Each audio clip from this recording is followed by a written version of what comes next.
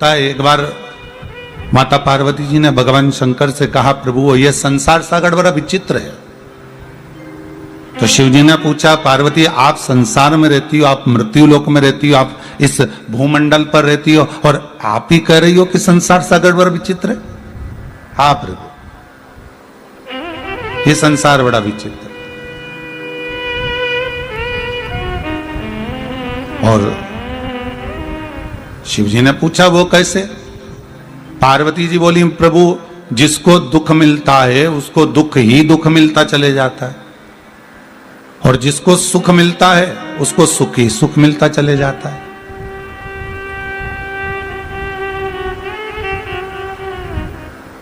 अगर दुख मिला तो दुख मिलता ही चले गया, और सुख यदि मिला तो वो सुख मिलता ही चला गया।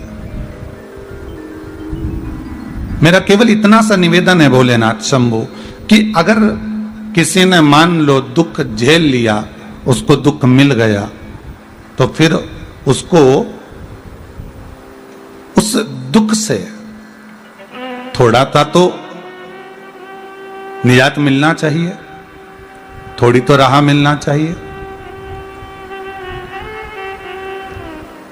भगवान बोले, पार्वती एक काम करो, तुम मेरे साथ सबसे पहले तो मृत्यु लोक में चलो।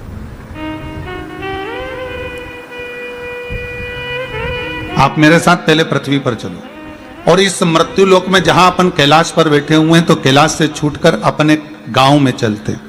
पार्वती जी ने पूछा, गांव में जाकर क्या करेंगे? नहीं, पहले आप रूप रखो, और एक जो संसार का मनुष्य जैसा रूप रखता है, संसार का मानव जैसा रहता है, वैसे आप मेरे जैसे बनकर आप मेरे साथ चलो। मैं भी ये जटाजूट बांधकर नहीं जाऊंगा, मैं भी ये जटा पहनकर नहीं जाऊंगा, और मैं भी ये मृगशाला पहनकर या बागंबर पहनकर नहीं जाऊंगा, मैं दिगंबर बनकर भी नहीं जाऊंगा। मैं तो एक संसार का जो मानव होता है वैसा की वैसा ही बनकर आपके साथ में जाऊंगा। आप एक गृहिणी बनना, और आप एक गृहिणी बनकर और मेरे साथ में चलो, और अपन एक गांव में प्रवेश करते हैं, और वहां थोड़े दिन रहकर आपको मालूम पड़ेगा कि दुख मिलता है तो मिलता ही चले जाता है, और सुख मिलता है तो मिलते ही चले जाता है। उसका कारण क्या है? देखिए भाई, कई लोग प्रश्न करते हैं, महाराज जी भगवान ने अगर दुख दे दिया तो अब थोड़ा सुख भी देना चाहिए, और भगवान ने अगर सुख दे दिया है तो कभी कोई व्यक्ति नहीं कहता कि थोड़ा दुख भी मिलना चाहिए। जैसे मरीज कितना भी बीमार पड़ा हो, वेंटिलेटर पर पड़ा हुआ हो, आईसीयू में पड़ा हुआ हो, बहुत तड़प रहा हो, बहुत भुगत रहा हो, तो भी डॉक्टर उसकी दवाई में जहर नहीं लिखता। उसी तरह परमात्मा किसी के भाग्य में बुरा नहीं लिखता कि हमारा कर्म हमको बुरा भोगने के लिए आतुर कर देता है। हमारा कर्म इतना जरूर लिखा कि मृत्यु लोक में जाओगे तो कर्म का भोग तो भोगना पड़ेगा। फिर कहूंगा, मत बुरे कर्म कर बंदे वरना पछताएगा, भगवान की आंखों से तू बच नहीं पाएगा, तू बच नहीं पाएगा। संसार में अगर जन्म लिया है तो कर्म का भोग भोगना। शंकर भगवान पार्वती से कह रहे चलो हमारे साथ, और एक गांव में अपने को चलकर रहना है। और दुख क्यों मिल रहा है? सुखी व्यक्ति को सुख ही क्यों मिल रहा है? दुखी व्यक्ति को दुख ही क्यों मिल रहा है? उसका कारण समझना है। और शंकर पार्वती को लेकर गए, गांव में पहुंच गए। गांव के लोगों ने पूछा, कहां से आए हो भाई? शंकर भगवान बोले, बस पास के 7 गांव छोड़कर आए हैं, और अब हमने वो गांव छोड़ दिया है, अब इसी गांव में रहेंगे। अच्छा अच्छा, कहां रहोगे?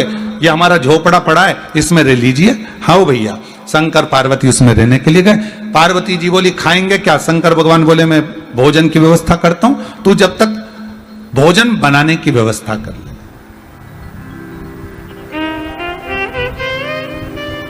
मैं भोजन लेकर आता हूं, तू भोजन बनाने की तैयारी कर। पार्वती जी बोली, ठीक है।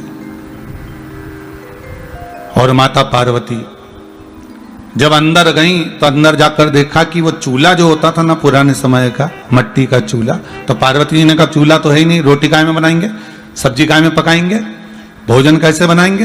पार्वती जी गई और जाकर उन्होंने कुछ ईंट ढूंढी, ईंटें जो दीवार में चुनाई जाती हैं वो ईंट ढूंढी गई।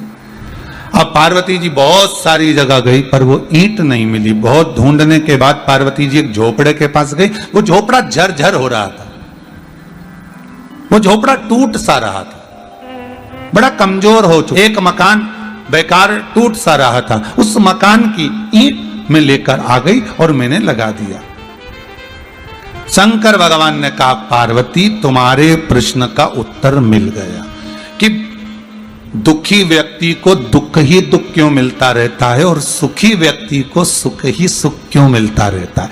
जैसे पार्वती तुम अच्छा मकान देखा तो तुम उसकी ईंट निकाल कर नहीं लाई, तुमने अच्छा भवन देखा तो तुमने उसकी ईंट नहीं निकाली, पर जो मकान झरझरा सा हो गया था, जो मकान टूटा सा हो गया था, जो मकान की ईंटें, तुम्हारे प्रश्न का उत्तर यही है जिसने इस मकान को सवार लिया, जिसने इस मन को सवार लिया, पार्वती जी जिसने इस मन को सुधार लिया भगवत भजन से, स्मरण से, शिव कथा से, राम कथा से, कृष्ण कथा से, भगवान की भक्ति से, जिसने इस महल को, इस मकान को, इस भवन को संभाल लिया होता है, फिर उसको दुख नहीं मिल पाता है।